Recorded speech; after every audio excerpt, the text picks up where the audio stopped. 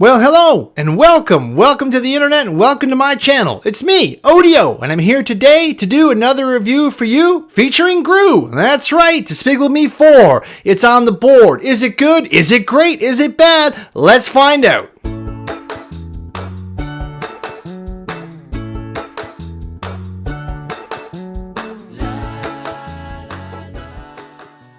Well, hello everybody. Welcome back to my channel. Despicable Me 4 is on the board today. And yes, I have seen the Minions, and I've seen Despicable Me 1, 2, 3. I've seen them all. I love Gru, and I liked his brother last time with Drew, with all the great hair. You know, I'm a big fan of great hair. He's not quite in this one, but he does have a cameo at the end. But yeah, I've watched a lot of this stuff. It's great for kids, entertaining for parents. I find it to be pretty funny. So let's get into the new one here. So Despicable Me 4 doesn't really pick up where the last one ends off. But you know, all the girls are there and his new son. Everybody's, all the main characters are back.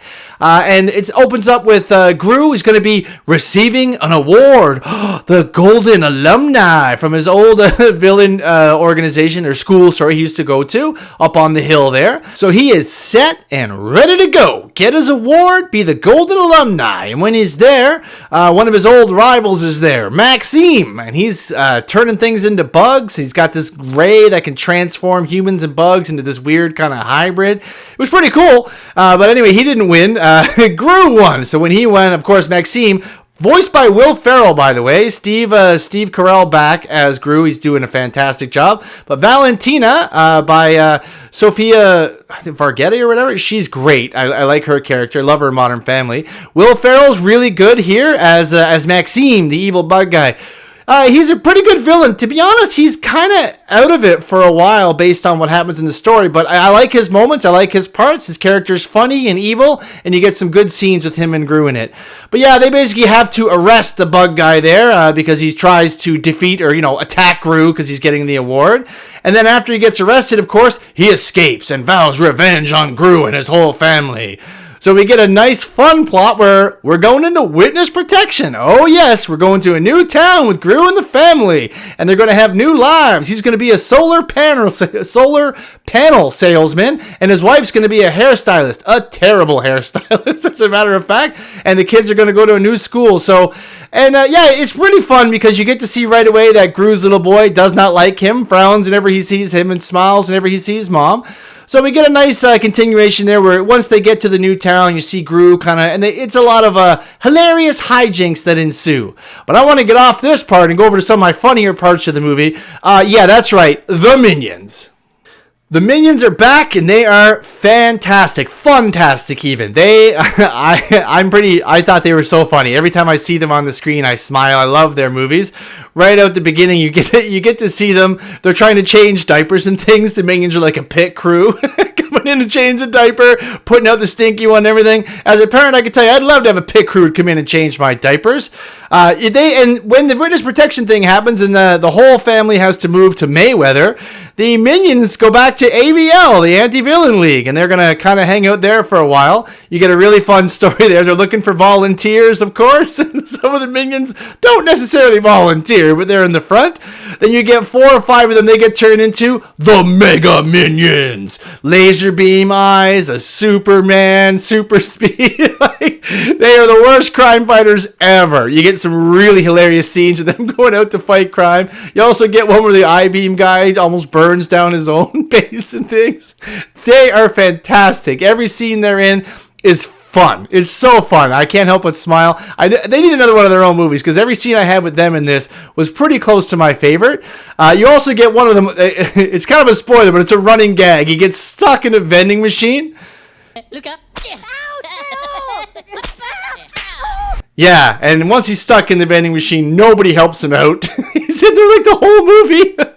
At the very end, he kind of gets out. I don't want to ruin it, but it was really, really good. And all the Minion moments are great, just like all the movies, right? Every time you see the Minions come on the screen, you know they're about to do something dumb and like somewhat interesting. And other than Gru, they've pretty much killed every master they had, right? I've seen the first one of them, so overall great. A lot of moments with them is really fantastic. And then we kind of move over to the family unit that's there with Gru in the new town. So all of his daughters have to go to school. One of them, of course, doesn't want to use a fake name. There's always someone who's like, no, I don't want to lie. I just want to tell the truth and not use this name. Some of his other daughters they're totally fine with it. I gotta say, the school they go to, real cool, like an evil Hogwarts. It was really nice to see all the students going in there. It's like a villain school, like I said, an evil Hogwarts. And their neighbor Poppy goes to the school too. Oh, she's a new character. She's hilarious. She wants to play a prank on another school and steal their honey badger mascot. And there's a whole rigmarole, but long story short, she gets Gru to help her out to go and steal the honey badger. And the honey badger absolutely loves Gru's son. They're like the best of friends. It looks like he's going to attack them, but he doesn't attack. He loves the son. Doesn't like anybody else. They get a cool carriage together and a lot of really funny moments with that honey badger. It's great.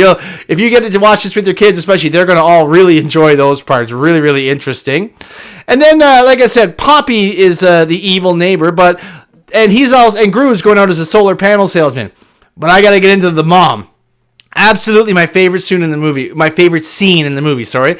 The mom is a hairstylist, and she wants to do it. She's super excited, and her very first client, she pretty much burns the hair salon down, just tries to get away without being seen, and let's never bring that up again.